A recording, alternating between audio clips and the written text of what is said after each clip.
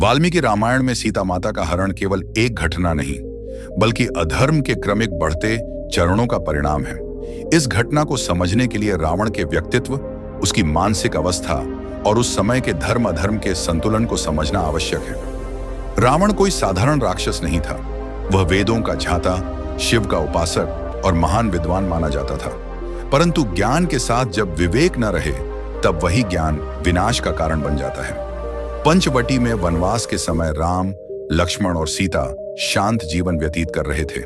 उसी समय रावण की बहन शूर्पणखा वहां पहुंची। वह राम के सौंदर्य और मर्यादा से आकर्षित हुई और विवाह का प्रस्ताव रखने लगी। राम ने स्पष्ट रूप से कहा कि वह एक पत्नीव्रती हैं और अपनी मर्यादा नहीं तोड़ सकते। शूर्पणखा का यह प्रस्ताव अस्वीकार होना उसके लिए अपमान का कारण बन गया। इसके बाद उसका व्यवहार उग्र और अनुचित हो गया, जिसे रोकने के लिए लक्ष्मण ने उसे चेतावनी दी। इस घटना को शूर्पणखा ने अपमान के रूप में लिया और लंका जाकर रावण के सामने अपने अपमान को बढ़ा चढ़ाकर प्रस्तुत किया। उसने सीता माता के सौंदर्य का वर्णन इस प्रकार किया, मानो वे कोई वस्तु हों।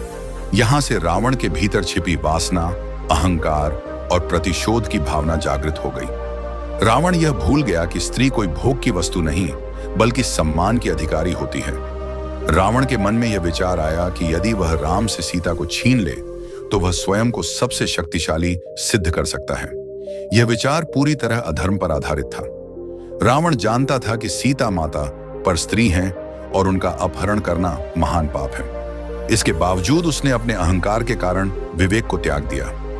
रावण ने सीधे युद्ध का मार्ग नहीं चुना, क्योंकि वह समझता था कि राम साधारण पुरुष नहीं है। इसलिए उसने छल का सहारा लिया। उसने मारीच को बुलाया और स्वर्ण मृग का रूप धारण करने को कहा। मारीच ने पहले इनकार किया, क्योंकि वह राम की शक्ति जानता था, परंतु रावण के दबाव में उसे यह कार्य करना पड़ा। स्वर्ण मृग को देखकर सीता माता ने राम से उसे पकड़ने का आग्रह किया।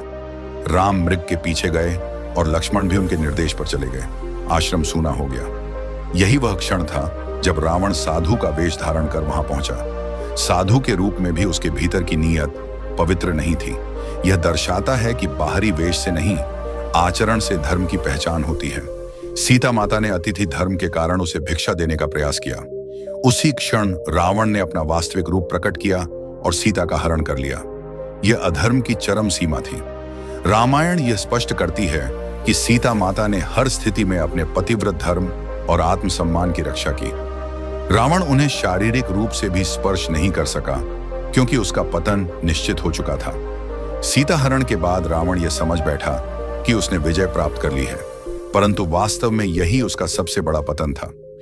अधर्म कभी तुरंत दंड नहीं देता, परंतु उसका परिणाम निश्चित होता है।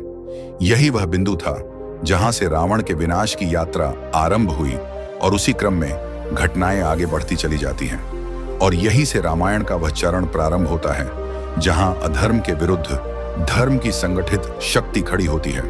सीता माता का हरण केवल व्यक्तिगत अपराध नहीं था, बल्कि संपूर्ण मर्यादा, नारी सम्मान और धर्म के विरुद्ध चुनौती थी। रावण यह समझने में असफल रहा कि शक्ति का वास्तविक अर्थ दूसरों को दबाना नहीं, बल्कि स्वयं पर नियंत्रण रखना होता है। लंका पहुंचने के बाद भी रावण ने सीता माता को बार बार भय और लालच से झुकाने का प्रयास किया। उसने ऐश्वर्य, शक्ति और रानी बनने का प्रलोभन दिया, परंतु सीता माता का उत्तर हर बार एक जैसा था, वे केवल राम की हैं और सदा रहेंगी। ये प्रसंग यह सिखाता है कि सच्चा धर्म बाहरी परिस्थितियों से नहीं डगमगाता। गरुड़ पुराण और अन्य शास्त्र यह बताते हैं कि जब कोई व्यक्ति बार बार चेतावनी के बावजूद अधर्म के मार्ग पर चलता है, तब प्रकृति स्वयं उसके विरुद्ध कार्य करने लगती है। रावण के साथ भी यही हुआ। सीता हरण के बाद उसके राज्य में अशांति फैलने लगी। उसके अपने ही भाई और सहयोगी उसके निर्णयों पर प्रश्न उठाने लगे, परंतु अहंकार से अंधा व्यक्ति सलाह नहीं सुनता। राम का वन में भटकना, सीता की खोज, हनुमान का प्रकट होना और वानर सेना का संगठित होना, ये सभी घटनाएं यह दिखाती हैं कि धर्म धीरे धीरे परंतु स्थिर रूप से आगे बढ़ता है। यहां यह समझना आवश्यक है कि रामायण किसी भी प्रकार की हिंसा या प्रतिशोध का समर्थन नहीं करती, बल्कि यह बताती है कि अधर्म का अंत धर्म के स्थापित होने से होता है। सीता माता का हरण इस बात का उदाहरण है कि जब समाज में नारी को वस्तु समझा जाने लगे, तब विनाश निश्चित हो जाता है। रामायण आज भी इस विषय में अत्यंत प्रासंगिक है।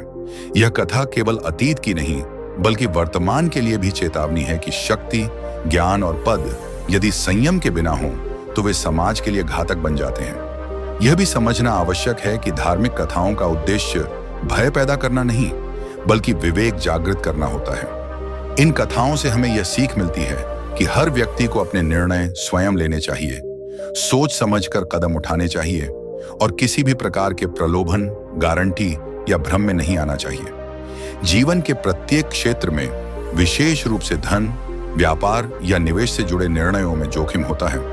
इसलिए किसी भी आर्थिक निर्णय से पहले स्वयं अध्ययन करना और योग्य वित्तीय सलाहकार से परामर्श लेना आवश्यक है। रामायण यह नहीं सिखाती कि कोई व्यक्ति जन्म से अच्छा या बुरा होता है, बल्कि यह बताती है कि उसके कर्म उसे उस मार्ग पर ले जाते हैं। रावण विद्वान होकर भी अधर्म के कारण नष्ट हुआ, जबकि राम ने मर्यादा और संयम के कारण आदर्श स्थापित किया। यही इस कथा का वास्तविक संदेश है। ऐसी ही रोचक और भक्तिमय कहानियां आगे सुनने के लिए मेरे चैनल को सब्सक्राइब जरूर करें।